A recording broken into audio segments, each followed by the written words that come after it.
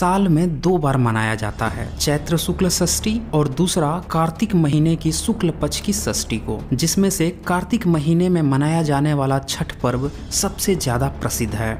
चूंकि यह बिहार का क्षेत्रीय पर्व है, लेकिन अब यह बिहार से निकलकर भारत के सभी राज्यों में कोने कोने में दिखने लगा है। यही नहीं, विदेश में भी कई प्रसिद्ध नदियों के नीचे छठ में बनने वाले छठी मैया के स्तूप दिखने लगे हैं। इस छठ पूजा मनाई ही क्यों जाती है? क्या है इसका इतिहास? बिहार की धरती बुद्ध और सम्राट अशोक के लिए जानी जाती है। इस धरती पर इस छठ नामक आस्था की उत्पत्ति कब हुई? दोस्तों, इस वीडियो को अंतिम तक देखिएगा और इस वीडियो को देखने के बाद आप समझ जाएंगे कि किस तरह से छठी मैया की उत्पत्ति हुई है, कहां से हुई है और क्यों हुई है। चूंकि छठ पूजा फिलहाल में बिहार का सबसे बड़ा पर्व है। यह 3 दिनों तक मनाया जाने वाला पर्व है, जिसमें से पहले दिन नहाय खाए होता है, यानी औरतें व्रत रखती हैं और शाम को अपना व्रत तोड़ती हैं और फिर अगले दिन पूरी तरह से व्रत पे रहती हैं, जिसमें ये पानी तक भी ग्रहण नहीं करती हैं। और फिर उसके अगले दिन यानी तीसरे दिन ये नदी घाट पर या सरोवर के घाट पर जाकर सूर्य को अर्घ देकर अपना व्रत तोड़ती हैं।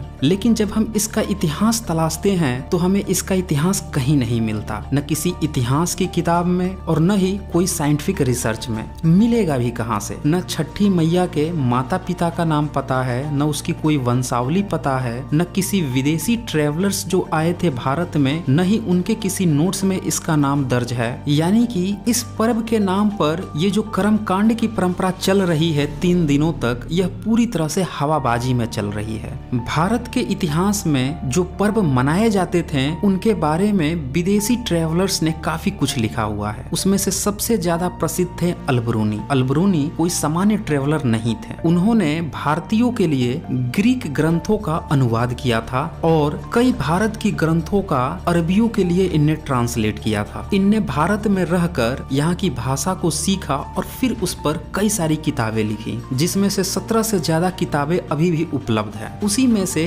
इनने जो अल-बरूनी की किताब है उसमें आप पढ़ सकते हैं 76 परिच्छेद में पूरे भारत में मनाए जाने वाले सभी पर्वों के बारे में काफी डिटेल से लिखा है 11वीं सदी में। लेकिन उसमें कहीं भी कोई छठी मैया या सूर्य पूजा के बारे में एक तिनका तक भी नहीं है। यानी ये छठी मैया का पर्व 11वीं सदी के बाद की ही रचना है। 11वीं सदी के बाद भी अगर आप देखें तो ये भारत का पर्व कभी नहीं था। अगर आप पूरे इतिहास को गहन ढंग से देखें तो आप पाएंगे कि यह पर्व आजादी के बाद ही प्रसिद्ध हुआ है। उससे पहले इसका ट्रेस आपको बिल्कुल ही धुंधला दिखेगा या मिलेगा ही नहीं।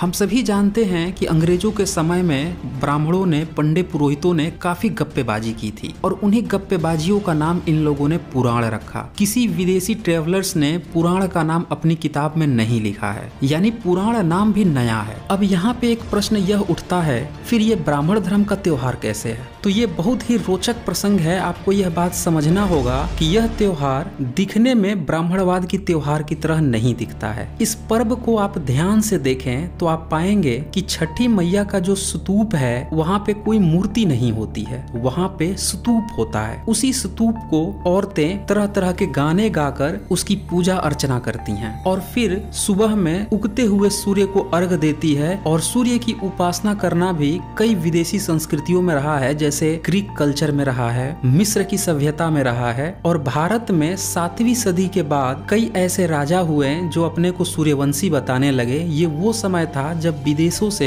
हूण आने लगे थे। ये वो समय था जब भारत में भी विदेशों के कई सारी मान्यताओं को अपनाया जाने लगा था। और उसके बाद जब बुद्ध मार्ग का पतन हुआ तो कई बुद्ध विहारों को सूर्य का उपासना स्थल बना दिया गया, जैसे उड़ीसा का कोणार्क मंदिर। तो इस पर्व में भी कोई मूर्ति पूजा नहीं होती है, लेकिन छोटे छोटे स्तूप की पूजा होती है। अब इस व्रत में कुछ और भी चीजें देखें, जैसे इसमें तरह तरह के फल इस्तेमाल होते हैं चढ़ावा चढ़ाने के लिए, जैसे अमरूद, अनानास, ईख, गागल, जिसे बड़ा नींबू भी बोलते हैं। यहाँ पे यह बात ध्यान दीजिएगा कि किसी भी ब्राह्मण धर्म के त्योहार में नींबू किसी भी देवी देवता को चढ़ाना पाप माना जाता है, लेकिन इस पर्व में गागल, जो कि नींबू ही प्रजाति का बड़ा नींबू है, उसे चढ़ाया जाता है। एक बात और ध्यान दीजिएगा, किसी भी ब्राह्मण धर्म के पर्व में तली भुनी चीजें नहीं चढ़ाई जाती, लेकिन इस पर्व में लोग आटे की बनी हुई खजूर, ठेकुआ, पूड़ी इत्यादि लेकर जाते हैं और वो चढ़ाते हैं। तो कहीं से भी यह पर्व पूरी तरह से ब्राह्मणवादी त्योहार नहीं लगता है। लेकिन आज की डेट में अगर आप देखें तो आप पाएंगे कि बहुत सारे ब्राह्मण जाकर औरतों को अर्घ दिलाते हैं, और जैसे ही औरतें पूजा पाठ करके चली जाती है, जितना भी वहाँ का सामान होता है वो सारा बटोर कर ले जाते हैं, और आजकल लोग तो उन्हें दान दक्षिणा भी देने लगे हैं। एक तीसरी बात भी यहाँ पर देखने को मिलती है कि इस पूरे त्योहार में किसी भी ब्राह्मण को बुलाकर छठी मैया या सूर्य की उपासना नहीं कराई जाती है, बल्कि औरतें खुद ही यह काम करती हैं, वह खुद ही गीत गाती हैं। यानी कि इसमें किसी पंडित पुरोहित का भी कार्य नहीं है। तो सवाल यह है कि जब यह ब्राह्मणों का त्योहार नहीं है और बिहार जो कि सम्राट अशोक और बुद्ध की संस्कृति के लिए जाना जाता है, उस बौद्ध मार्ग में इस तरह की कोई पूजा अर्चना की बात कही ही नहीं गई है, न उपवास की बात कही गई है, फिर यह तीसरी तरह का पर्व कहां से इंट्रोड्यूस हो गया? इसी सवाल का जब आप उत्तर खोजना शुरू करेंगे तो आपको सारा का सारा षड्यंत्र पता चल जाएगा। दरअसल अंग्रेजों से पहले यह पर्व कभी था ही नहीं। आजादी के बाद यह जबरदस्ती का एक थोपा गया पर्व है। बिहार के लोगों को या बौद्ध मार्गियों को इतना आसान नहीं था ब्राह्मणवादी चंगुल में फंसाना, इसीलिए ब्राह्मणवादियों ने उन्हें धर्म की अफीम चटाने के लिए इस तरह का प्रपंच रचा। सोचिए, जिस बिहार को गौतम बुद्ध के ज्ञान प्राप्ति के लिए, सम्राट अशोक के शासन के लिए जाना जाता है, जिस बिहार के नौजवानों को पूरी दुनिया में टैलेंट के लिए जाना जाता है, उसी प्रदेश के टैलेंटेड लोगों को सीधे अंधविश्वास में न फंसाकर उन्हीं के मार्ग को पूजा पाठ करवा के और धर्म की अफीम में सरोबार करा दिया गया, और जिसका नाम दिया गया छठ पूजा।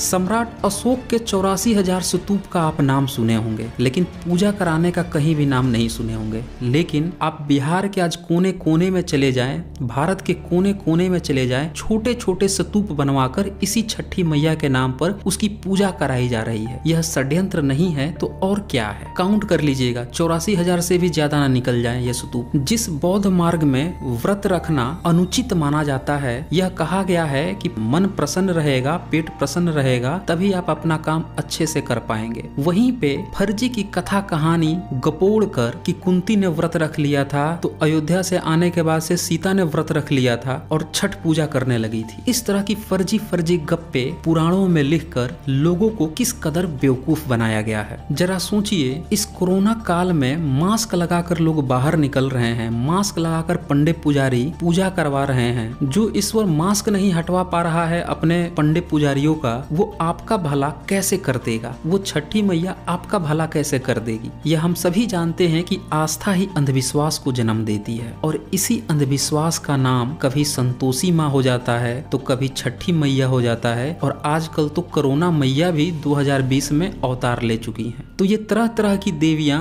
जन्म लेती है, और जन्म देने वाला कोई और नहीं है, यही पंडित पुरोहित पुजारी हैं। कोरोना काल में जब इनके मंदिर बंद हुए तो इनने अपने जेब भरने के लिए एक नई माता को ही जन्म दे दिया, कोरोना मैया। इसी तरह से इनने कभी संतोषी माँ को जन्म दे दिया, कभी छठी मैया को जन्म दे दिया। लेकिन ये इतना आसान नहीं है कि लोग आसानी से इसमें फंस जाए। इसमें फंसाने के लिए इनने उन तिथियों को इस्तेमाल किया जो तिथि पहले से ही प्रसिद्ध थी, जैसे कि रवि और खरीफ की फसलें। रवि और खरीफ शब्द अरबी शब्द है जो मुस्लिम शासक इस्तेमाल करते थे। शक संवत में यह चैत का महीना और कार्तिक का महीना, ये दो ऐसे महीने होते हैं जिसमें फसलें कटती हैं। जैसे अक्टूबर नवंबर में खरीफ की फसलें कटती हैं जो कि कार्तिक महीना होता है, और रवि की फसलें मार्च अप्रैल में कटती है जो कि चैत का महीना होता है। ये किसानों का पर्व होता है, और इसमें किसान हमेशा ही हर्षोल्लास में रहते थे। ये वो समय था जब इन्हें अगले 6 महीने के लिए धन इकट्ठा हो जाते थे, क्योंकि प्राचीन काल में कोई भी नौकरी का सिस्टम नहीं था। लोग खेती करते थे,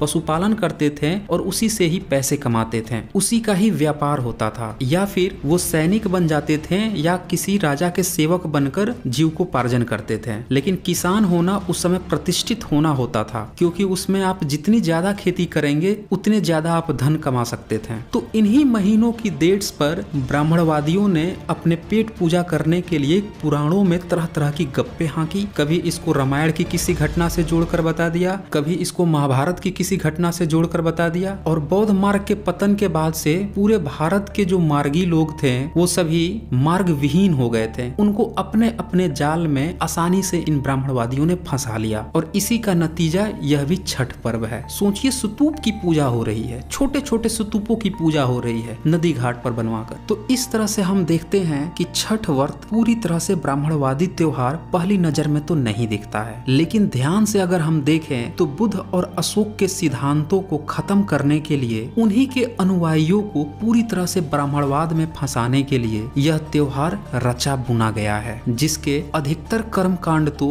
ब्राह्मणवाद के विपरीत दिखते हैं, लेकिन ओवरऑल यह कर्मकांड करने वाले सभी ब्राह्मणवाद के जाल में पूरी तरह से फंसते दिखते हैं। तो दोस्तों, इस वीडियो को ज्यादा से ज्यादा शेयर कीजिए और सभी को जागरूक कीजिए कि यह बुद्ध और अशोक की धरती है। भारत की सोच हमेशा रेशनल रही है, इसलिए रेशनल सोचें और जरा विचार करें कि जिस छठी मैया का न माता पिताजी का पता है, न वंशावली का, न जन्म स्थली, उसकी कौन सी पूजा चल रही है। और बिहार जैसे गरीब स्टेट के लिए जितना चढ़ावा चढ़ाया जाता है, गरीब से गरीब लोग चढ़ावा चढ़ाते हैं, उतना धन इकट्ठा करके अगर आप गरीबों का ही भला कर दें उस दिन, तो आप कुछ ज्यादा अच्छा कर पाएंगे अपने भविष्य के लिए भी और बिहार के लिए भी। तो दोस्तों, आज बस इतना ही। धन्यवाद।